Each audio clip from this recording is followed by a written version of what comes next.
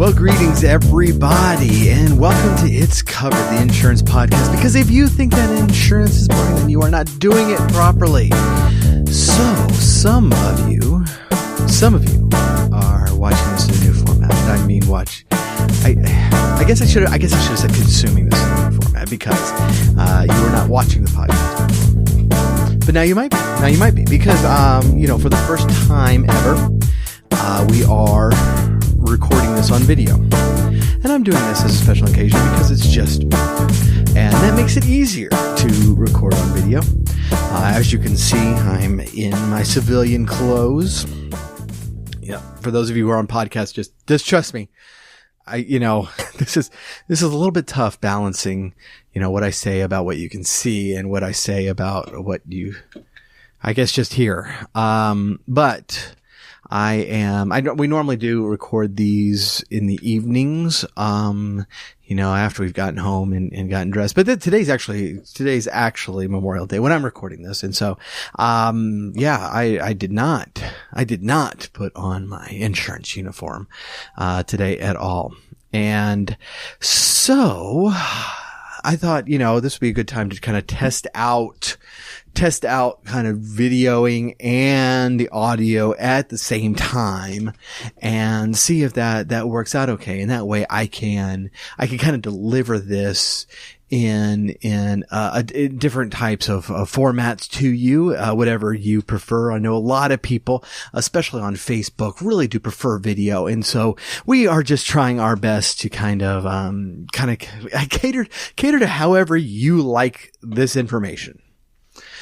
Because, if you're watching this or you're listening to this, I can only assume that you're in insurance. You want to be better at insurance. You want to learn this industry better. And that's kind of what we do is we are here to foster a conversation. We certainly don't know everything. There are a lot of things that we are not. In fact, we are very bad at, and there's some things that we are very, very good at. And we want to share with you the things that we're very good at. And we want you to share with us the things that we're bad at. But yeah, so to do that, we need a format that you're going to like and you can get into and that you're going to watch or listen to. And that's kind of the goal here, is to do that. And so me being solo today, it was a good opportunity for that. We do normally record on Skype. And so in the future, when we record, video on my end, and Mel is not going to have video on his end while he's talking, I'm just going to be doing this.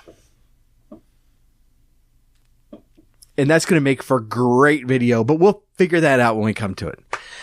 Oh, so I thought of today's topic, and since I'm by myself, it's probably going to be a little bit of a shorter episode, but I wanted to kind of get back on, excuse me, allergies are absolutely just destroying me today.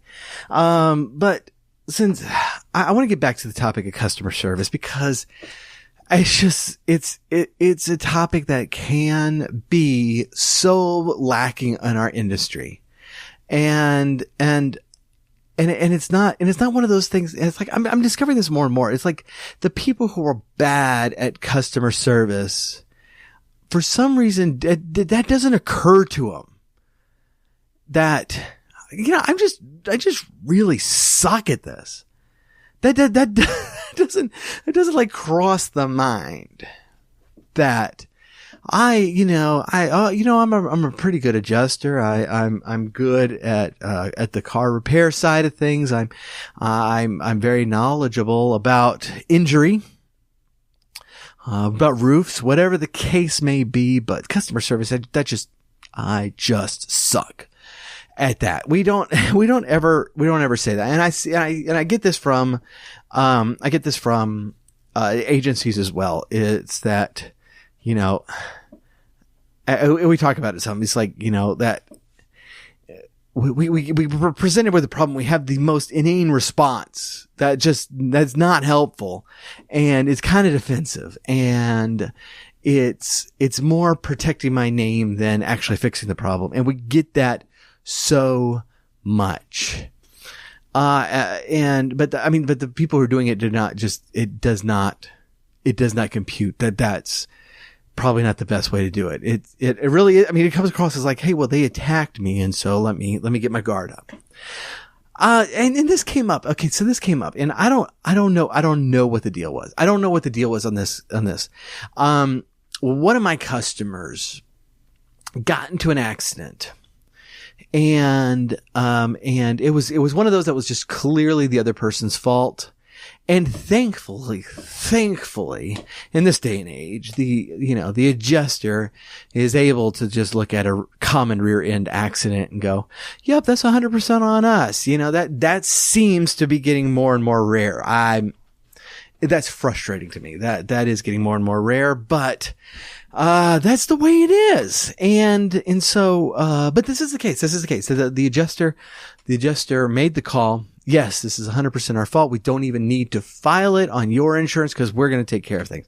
Great. So, we don't get a claim filed on his policy. Fantastic. Everything's happy. He calls me and he's like, the claim is going fine. They're jumping through hoops. They are doing everything they need to do, except they need a deck page. And I'm like, why in the world do they need a deck page? I mean, a couple of things go through my mind. Like, is this a limits case? Where, hey, it's like, let's help you out here. Let's take a look to see if you have uninsured motorist, and that way, because, this is, we're hitting our limits here, easily. It was not the case of that. It wasn't a multi-car pileup. So, and just for your reference, if you don't know this, sometimes when it's a multi-car pileup and they only have so many in property damage, what they do is they call all the people who they hit and be like, hey, do you have rental on your policy? Because we're going to run out of money and we would rather fix cars than rent cars for you. And so if you have rental on your policy, then file for rental because we need the money to fix your car. That happens quite a bit. But that wasn't the case. It was a 2-car accident. It was pretty straightforward repairs, that was, it was rear end accident. So, the bumper, all the other stuff on the back end of a car, that sort of thing. And so that was kind of all there was to it. And so I'm like, why in the world do they need a deck page? And I still don't know. This is not like the mystery of this episode. Like, what do they want with the deck page? This is not what's going on here. And I told him, I was like, as long as I've been in claims, I've never asked for a deck page on something like this. It's never happened. And so I don't know what to tell you, man. This is like, I don't think they need it. And I finally told him, I was like, look, I know you're trying to get your settlement done. I think, I know you're trying to get the car out of the shop. If you want me to send it to him, send it to him. I don't think they need it. I wouldn't have asked for it, but it's your call. And he's like, yeah, don't worry about it. Just do it. They're accepting liability. There's no problem. Great. He shoots me over an email, with the person's email address that I needed. He did not have any other information on this particular one, just that. And that's kind of important. So I send it and say, hey, Joe Blow called me. I'm his agent. He let me know that you need this deck page. Please find it attached. Let me know if you need anything else from us. And that will be, we'll help out as much as we can. Blah, blah, blah. And a day later, get an email back with 2 words in it. Claim number. And it's been so long because, I mean, y'all know how it is. Y'all know how it is in insurance. You are running around with like a chicken with your head cut off. And it's like something that was, just staring you in the face a day ago, you're completely bewildered with. And I am sure the same thing happened on the other end of things, that, this adjuster is just staring at this going, gosh, This looks familiar. Gosh, I can't. I'm hoping that the adjuster actually went through the effort of, well, let me see if I have anything, that I could find this claim off of. I mean, I've been in situations where people have sent me something. In fact, I've very recently, hey, I need this done. That's great. Who are you? I mean, I've had claims when I was in claims that people have, in fact, there was this one time, this ended up being pretty funny. This dude called me and he had a very distinct name, and I recognized him by his name because I talked to him a lot. And he left me a message, and it was after hours. My phones were forwarded. We did not at the time have like some functionality in our voicemails that said, hey, this was a call from this phone number. So all I had was the message, and he just said, hey, Paul, this is his name. Call me back. Click. Now, I knew that cat. I knew him, but I also did not have the ability to look up a claim by first name. I had nothing on my desk that told me what the claim number was, and I had no phone number. And so he called me back I can't remember if it was like at the end of the day or the beginning of the next day. And he's like, yo, Paul, why didn't you call me back? And I said, dude, man, I know who you are, but if you leave me a message, I don't have your phone number on my desk. You gotta leave me a phone number, or at least your last name. At least your last name. The dude, even after that, he complained. He called my manager on that one. My manager basically laughed at him. Okay, so stuff like that happens. I know that happens. I gave them as much information as I could. I gave him the full name.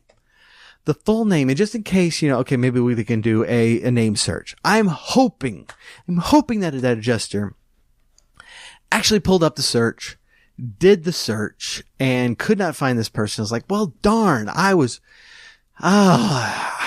that's frustrating. I don't want to bother them with more information. I'm sure that this was important somehow. I vaguely remember this, but I just need something else. Let me shoot him back a note to ask him for a claim number. I'm hoping that happened. I'm imagining that was not what happened.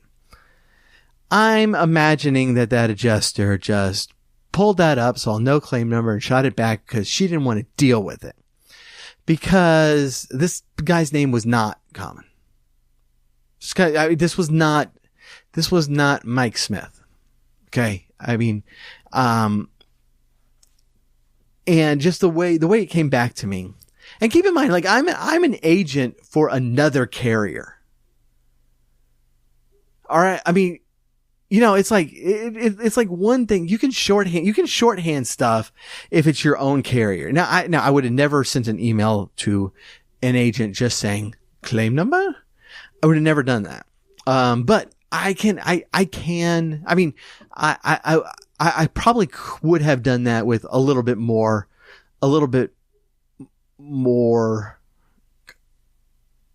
words. I was trying more words.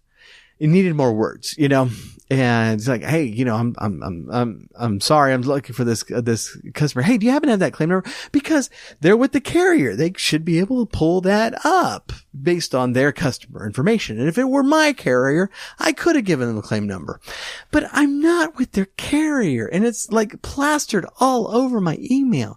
So why in the world would you send an agent from another carrier who is giving you information that you don't even need, and you're requesting it for, I don't know why, but it's being nice enough to do that? Why would you send that person an email that just said claim number without something else to it?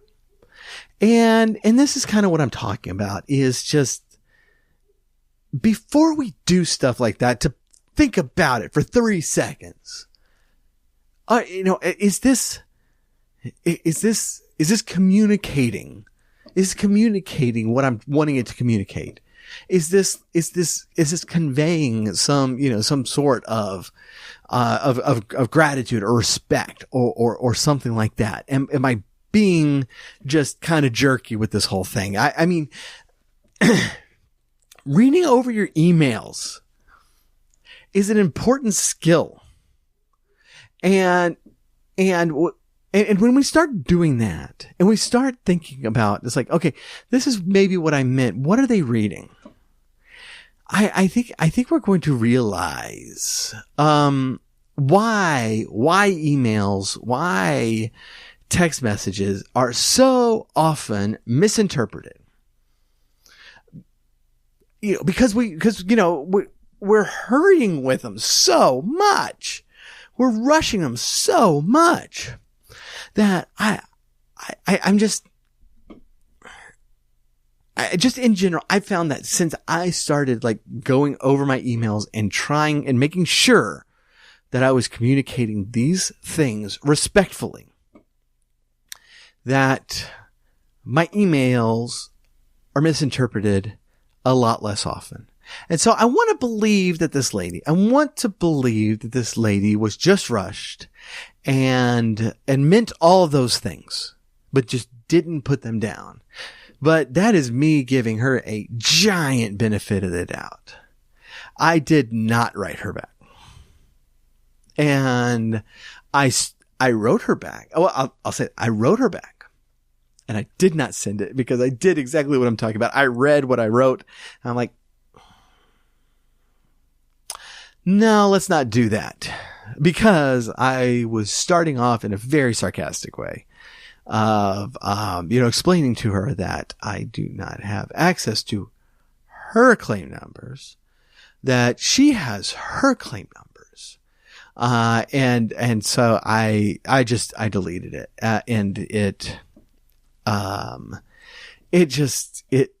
There was no way for me to have responded to her question in a way that wasn't going to waste the time of both me and my customer all day long. Cause I know he didn't have the claim number. We talked about that when he was on the phone. I know he didn't have it. And so I was going to have to call him and he was going to have to call her. And then, he was going to have to write that down and he was going to have to call me back. And then I was going to have to send the information to her. And guess what? Part of that was her looking up that stuff. But in any case, it would be like, there's so many different ways of actually writing that email better. Like, I'm sorry, I couldn't find this information. Do you happen, I know you're not with this company, but do you happen to have his claim number? If not, these are other ways that I can look it up. That's not going to involve you being me talking with my customer, who's then going to talk to her to get the claim number and call me back with it. So obviously this bothered me enough to record a whole podcast on it. And I was expecting this to be a shorter episode, and it's turning out to not be as short as I expected. So we are going to cut it off there. But I do encourage you this week. I know we're on a short week for those who download this when it comes out or watches on our Facebook page or our YouTube page. This is a short week for you, but please do take the time to look over your communications with your customers or other people's customers and make sure that you are conveying that kindness, that respect that you should be. And, I know it does take some time, but it does not take very long.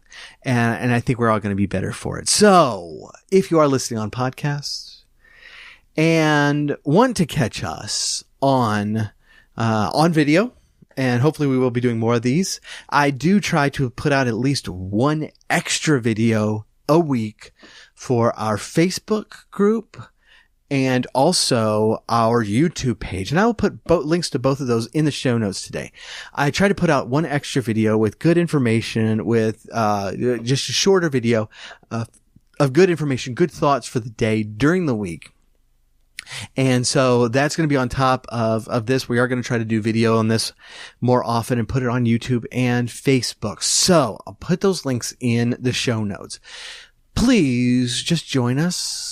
We're starting to, we're trying to, expand the membership of our Facebook group. We're going to be using it to discuss topics that we discuss on the episode, but also all sorts of insurance topics, especially claims related topics, and try to help each other get through these things, in a good way, and making sure that our customers are taken care of. So please do check that out. In the meantime, thank you so much for listening / watching, and we will catch you later.